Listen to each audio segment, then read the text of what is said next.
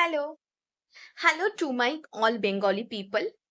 আমি আবার এসে গেছি আপনাদের সাথে কিছু ছোট্ট বিষয়ে আলোচনা করব বলে।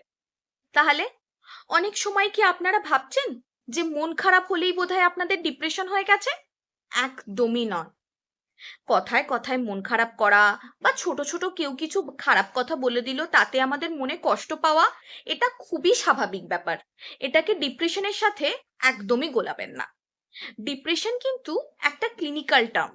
হয়তো ভয়ের কিছু নয়, কিন্তু এমন একটা ছোট সমস্যা বলতে পারেন বা মানসিক অসুবিধা বলতে পারেন বা মানসিক অবসাদ বলতে পারেন, যেটা আপনাকে সমস্ত কাজ করতেই বাধা দেবে।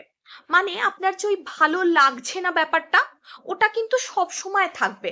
সারাদিনই আপনার মনে হবে যে আপনি বোধহয় আর পারছেন না, এই এই বোধহয় আপনি হেরে গেলেন, বা এই বোধহয় আপনি হারার মুখে পড়ে গেলেন, বা আপনার খেতে ইচ্ছা করবে না, বসতে ইচ্ছা করবে না, কারোর সাথে কথা বলতে ইচ্ছা করবে না।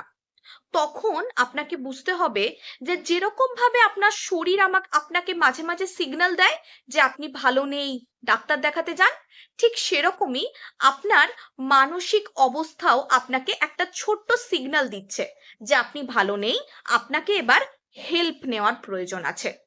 তো হেল্প নিতে গেলে কি আপনি ভয় পাবেন? একদমই নয়। শরীরের সাথে সাথে মনের খেয়ালটাও আপনার কে রাখবে? অন্য কেউ নাকি? কিন্তু আমরা রাখবো। আপনি যদি ওয়েলহোপের সাথে কথা বলে দেখতে পারেন, তাহলে আপনার মনের খেয়াল কিন্তু আমরা রাখতে পুরোপুরি রাজি আছি। তাই মন খারাপ আর ডিপ্রেশনকে কখনো এক ভাববেন না, দুটো আলাদা জিনিস। আর কোনো অসুবিধা হলে অবশ্যই ওয়েলহোপের সাথে যোগাযোগ করবেন। ধন্যবাদ।